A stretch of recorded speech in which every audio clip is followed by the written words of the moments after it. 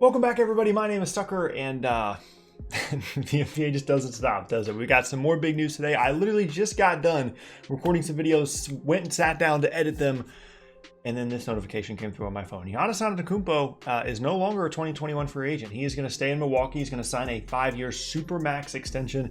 He put it on his Instagram. Shams reported it. Woj reported it.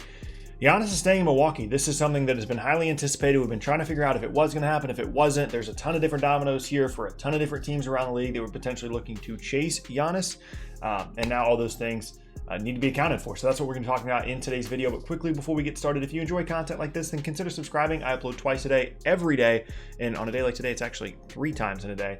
So it's a great place for consistent NBA content. You can also leave a like rating on the video as well. Helps me out a ton. Lets me know that you're enjoying the content and helps it get out to more people on YouTube. And you can check me out at various socials at the bottom of the screen. So with those things said, let's talk about Giannis signing a new 5-year supermax extension. So there are a couple of videos on my channel where I basically say that I don't think Giannis is going to leave. Even as recently as 3 to 4 weeks ago, I never really felt like he was in danger of leaving because Giannis always felt like a different kind of superstar player.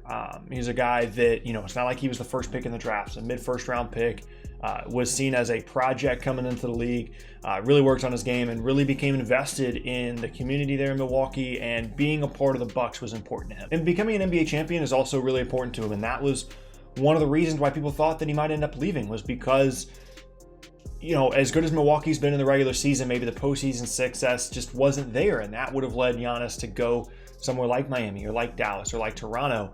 But ultimately, at the end of the day, I always felt like as long as they continued to show a level of competence and a commitment towards winning a title, Milwaukee was where he wanted to be. He didn't want to go to a bigger city like LA or New York.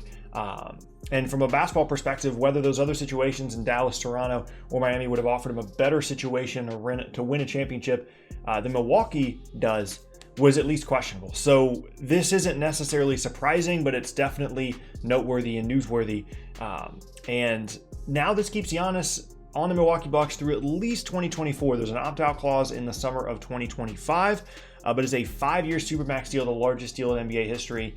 There were some other options here for Giannis to take potentially shorter deals, but to have him under team control, under contract for another 5 seasons is huge for the Bucks. Not only because Giannis is on the team, but also because they have invested heavily in this current roster, whether it be monetarily in guys like Chris Middleton or through draft picks and a trade for Drew Holiday.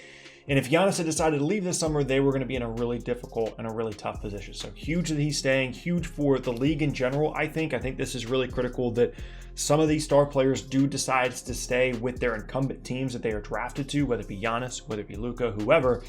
Because as much as I love the player movement around the league and the trades and the free agency stuff, these smaller quote-unquote market teams like Milwaukee need guys like this to be able to stay relevant. And if they all start leaving like Anthony Davis did, then it's just going to be the Lakers and the Celtics and the Heat that are good every year, rather than, having nice continuity throughout the league. So I think it's a very good thing. Now, in terms of what this means for other teams, there are a lot of organizations that were planning on having max cap space in the summer 2021 in general, but most specifically, it was for Giannis. Again, when you're talking about the Heat, the Mavs, and the Raptors, all 3 of those teams were rumored to be in and interested, of course, in signing Giannis and able to sign him with cap space.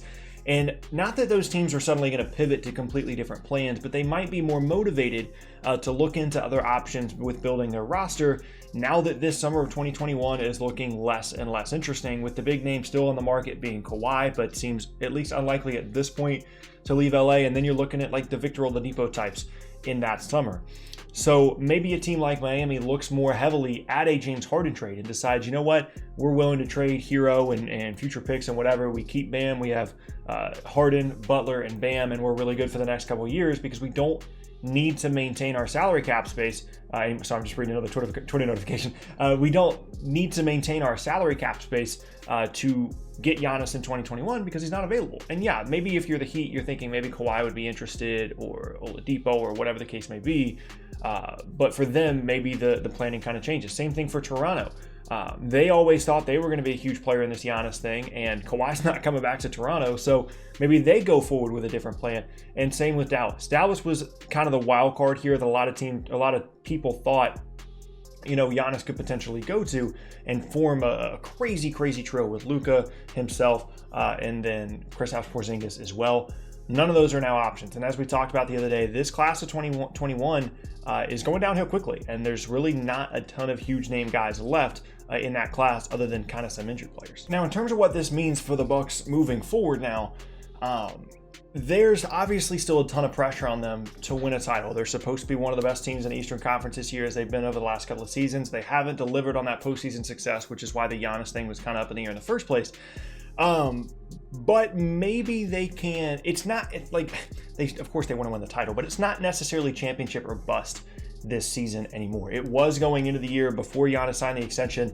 The only way to guarantee that Giannis was going to stay was by winning the title this year. That's why they were so aggressive in getting Drew Holiday. That's why they really tried to go out and get Bogdanovic in a move that for a little bit there made me nervous, and I wavered a bit on thinking that Giannis was going to stay because of how poorly the Bogdanovic trade in general was handled. But Milwaukee this year should definitely be a contender, and moving forward they should be as well.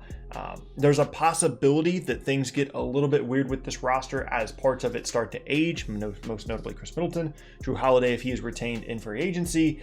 There's pieces on this roster that fit really well right now, but there's not necessarily a ton of upside apart from the fact that Giannis is there. So this is a huge, huge get for Milwaukee. I can't overstate how important it is for them to have Giannis on the roster, because as long as he's there, they're a title contender. As long as he's there and they have a half-decent team around him, he's an MVP caliber player every single year. He's one of the best young players, or one of the best young players we've seen in the league in a long, long time at his respective age.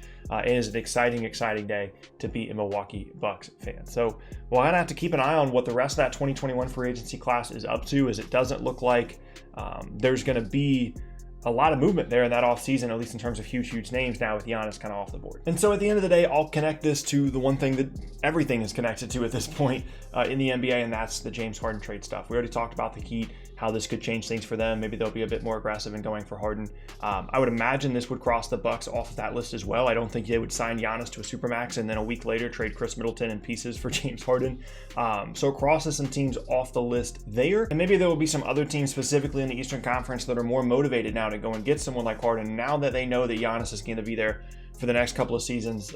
It changes a lot of the thinking for a lot of teams around the league, just knowing now exactly what's happening with Giannis. They're certain there's no more, nothing up in the air with Giannis. He's going to be a Milwaukee Buck for the next 5 years at least.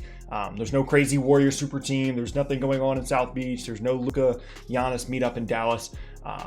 So the summer 2021 just isn't as exciting. Like I talked about the other day, Giannis is now off the board, and congrats to the Bucks. It's really the only thing left to say. And yeah, there you have it. That is going to be the end of today's video, and I thank you all very much for watching. Once again, my name is Tucker. If you missed any of my previous videos, be sure to check out the boxes on the screen. Hope you guys have an awesome rest of your day, and I will see you all next time.